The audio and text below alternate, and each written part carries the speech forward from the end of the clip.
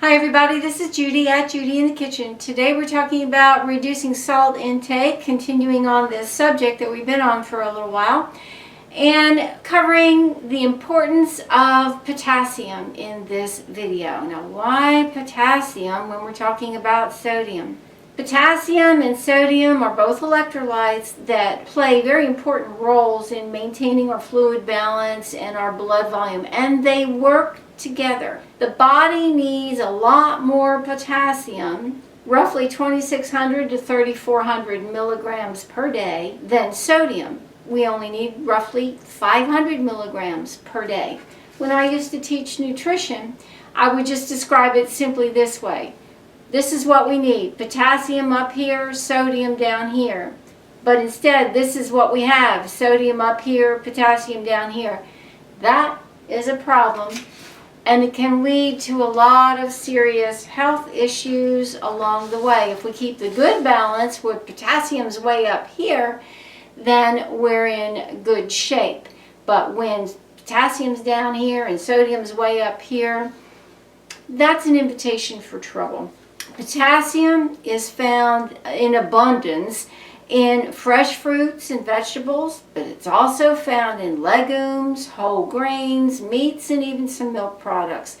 But many Americans do not eat enough fresh fruits. Some people don't eat any because they believe fruit is not good for you, but that is a misinformation. It is not true. And they don't eat many fresh vegetables either. I've heard of people that never bother with any fresh vegetables. I'm thinking, oh, how can you stand that? While they make processed and refined foods their mainstay. That's how they stay away from fruits and vegetables. The big problem with that is that processed foods are very, very heavy in the sodium and very, very light in the potassium, when our body needs the opposite.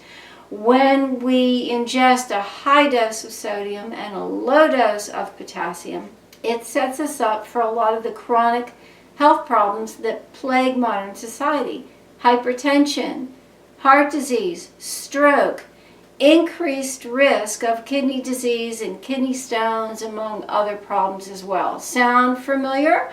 A lot of people you know probably are plagued with at least hypertension. Well, the standard American diet with lots of processed foods, lots of salt and sodium in there, is going to set you up for that. Don't think that popping a pill like a potassium pill is going to correct the problem, because no, it's not going to be enough. The typical potassium supplement only has 99 milligrams of potassium in there. And remember, I said up to 3,400 milligrams of potassium a day versus 500 milligrams of sodium. You're not going to be able to take enough of those pills. And they may not even be in the right form of potassium that your body is going to readily utilize. So your best bet is to get it from the foods. There's a famous doctor out there, I don't remember which one said it. It might have been John McDougall. It's the food. Or it might have been Caldwell Esselstyn, I'm not sure. But it's the food. The problem is it's the food.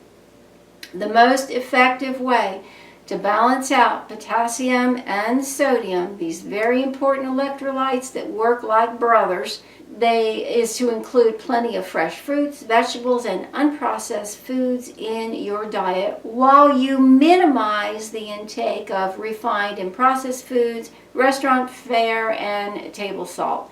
I know that's not what you want to hear. That's the opposite, but that's the way it works. I do hope this helps. Take care. Bye for now.